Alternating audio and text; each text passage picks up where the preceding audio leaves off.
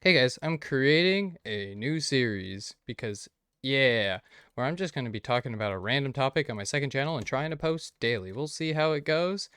But yeah, it, this intro is going to be pre-recorded. Everything else is just going to not be recorded. I'm just going to slap the intro with the rest of the video. So you'll see this lovely face and this lovely intro, every single intro. But if you want to skip it, it's like about a minute. Anyway, today's topic, well, actually, before we get into today's topic, make sure to subscribe and check out my main channel because my main channel is actually fun. But anyway, today's topic is going to be. You know what? Screw it. I've been thinking about talking about this for a while. And so today, I'm actually going to try to talk about it.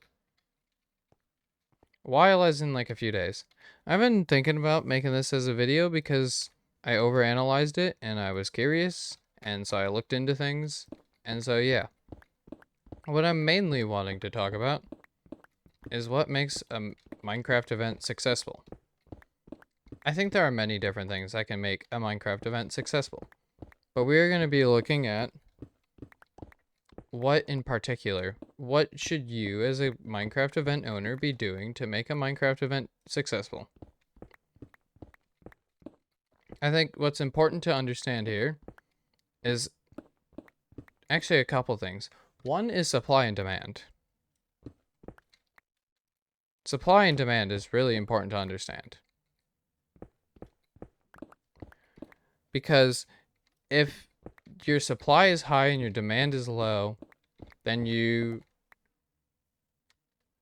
should be lowering. Well, actually, you know what? If the supply is high, but no, if the demand is high and there's a low supply, there we go. That's what I was trying to say. Then people are going to want to tune in more and more and more and more and check out this more and more and more and more. And they won't be able to wait for the next one and so forth. If your demand is low and your output is high or your supply is high, then people are going to go, oh, another one of these. I think learning a good balance between the two is important, especially for making a Minecraft event. I think doing it once a month to once every 2 months, maybe once every 3 months, then you can focus on developing new stuff. You can focus on a lot of this whatnot, but you are also making sure that your demand is high. And obviously, that's not going to be the case to begin with. For the first few, you aren't going to have the highest demand. You're new. You're going to want to try to push out your content. Maybe try to have a few of them in a row. I don't know. We'll see. But also, with making these, you do not want to have a roster full of sweats. If you have a roster full of people who are just tryharding a video game, it is not going to be entertaining to watch. Nobody will want to watch said event. However, if you're focusing entertainment and friends being with each other, like example, like me and Mint, then people are going to want to tune in and watch because it's entertaining to see.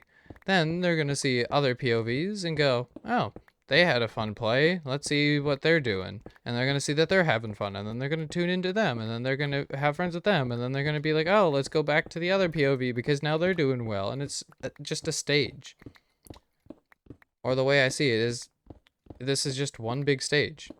Where if one person's doing well, it can elevate a whole team and show the whole team that they're worth it. So obviously you're going to want some level of people trying. But you want the people that are trying to be entertaining. And I think that is the main thing. That is the number one thing, I think, in terms of an event of what you should prioritize. You should prioritize making sure all the POVs are entertaining. Who cares about quality for the first few? Who cares what people are doing? But as long as they are friends and they are entertaining, keep them in. If they're not entertaining, then you might need to talk with them on something or find more people to add to your roster.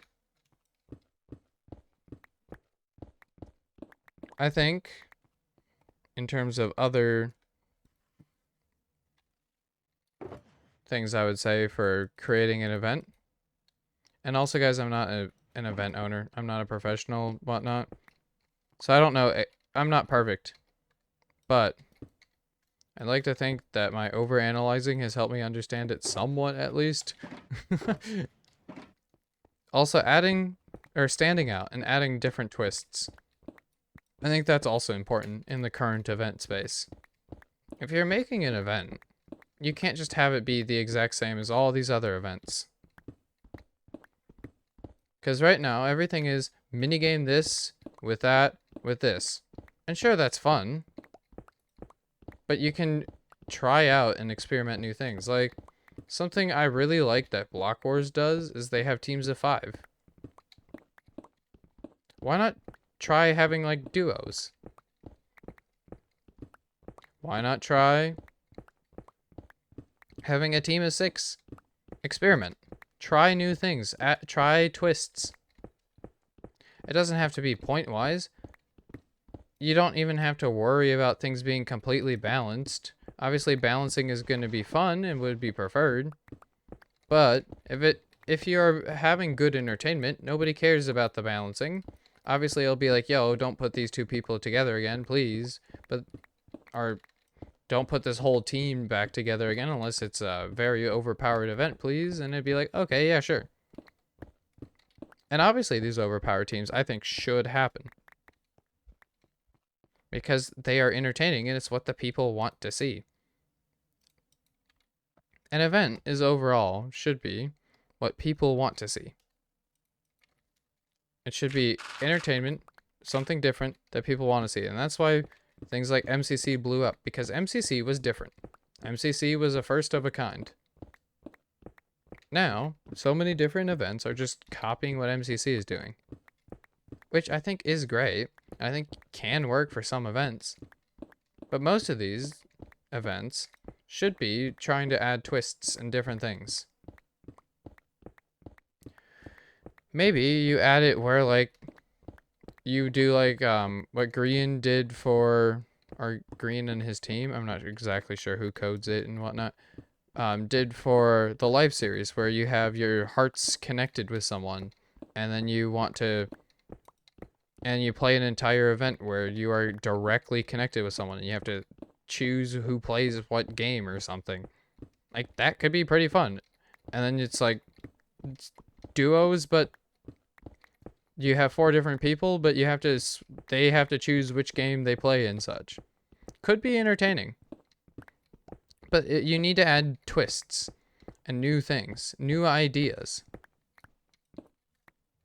I don't think the current event space is bad at all. I actually love where the current Minecraft event space is. However, I fear that it could be dying. Because there are so many events out there, and they all do the same thing.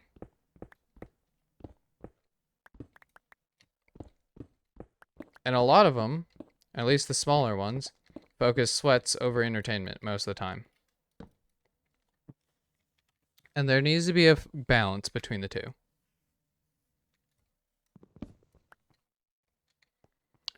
And so, I think, personally, events are fun.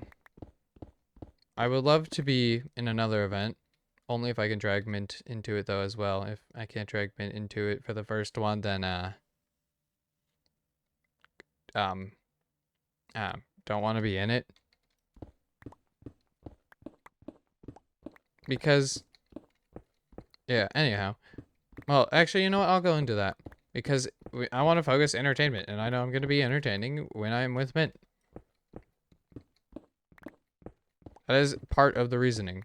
I'm not going to share all the reasoning, but we'll just say that there was some sort of pact at some point saying that if we got into more Minecraft events besides Chamber Trials, we will be on the same team for the first event at least.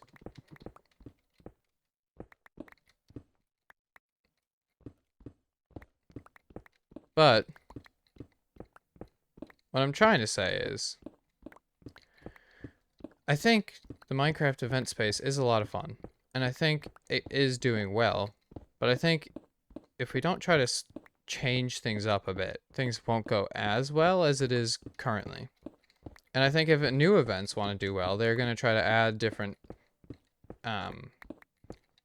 twists and turns to it. I think another thing of having a good event is having good mini games, which is a lot easier said than done, but having good testers that know what they're doing and are looking for bugs and what can improve.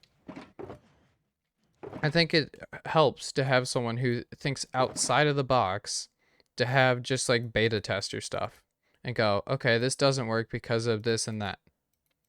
And you need more people like that. I think there's a point where events testing turns into sweatiness. And I don't think event testing should be sweaty. I think they should be focusing on testing the event. Maybe there's a system in place so that you can have like a for fun event every once in a while with the testers, but overall, testers should be testing for issues and for problems. And so, if your testers are sitting there trying to sweat the game, they probably shouldn't be a tester. Or, you need to put them in an environment where not everyone is as good as your testers. And so your testers can test appropriately. Because I think sweats are needed in testing, because then you can test how people would play the game, and you can test to see if features work the way you intend them to work. But I also don't think event testing should be extremely sweaty. I think there needs to be a point where you're like, yo, you need to be testing these, and there's a point where you need to be like, yo, you should be a little bit more sweaty. I'm not 100% sure because I haven't really fully thought about the testing and whatnot, but that's kind of how my thought is in testing. I could be completely mistaken and wrong, but that's just my thoughts. I think a Minecraft event nowadays, or another way to make a Minecraft event, is just starting. A lot of times, the hard thing with anything is just the start button. The hardest thing about talking to someone is starting to talk to someone. The hardest thing about content creation is starting the content creation. The hardest thing about getting a job is applying for the job.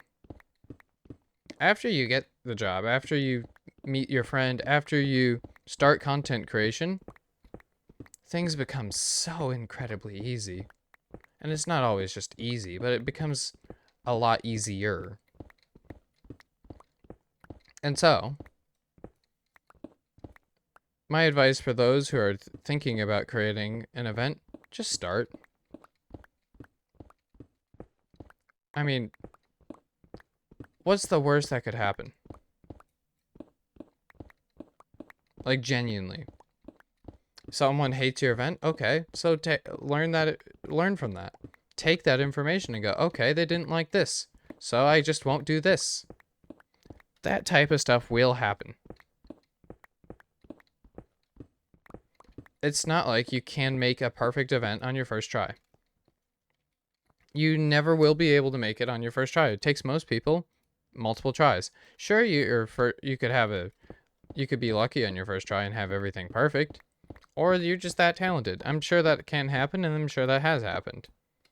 But generally, when you are starting, you won't be perfect. And so you should just go ahead and click that start button. And it's a lot easier said than done. But what's the worst that could happen?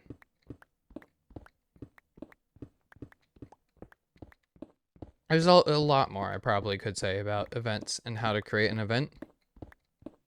There's probably a ton more I could say about different event ideas and what people do like and what people don't like. But I think a lot of that stuff is just experimenting and figuring out what the community wants to see.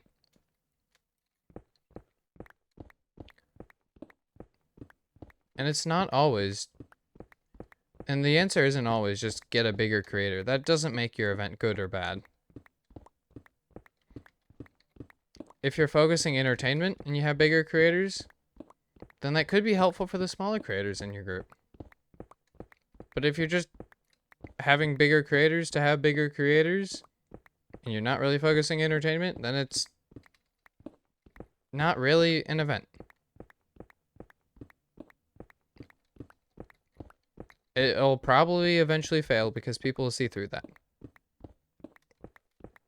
I am not an event staff. I am not an event owner. I'm not a professional, so I cannot say I know what I'm doing. This is all based off of what I have analyzed and thought about very deeply at some point recently. So I hope this is helpful for those who are creating an event and people will take it into consideration. But if you want actual help with creating an event, I'm sure there's many different places you could ask other event owners. You could ask other people who play in events. You could probably message me directly. Just ask.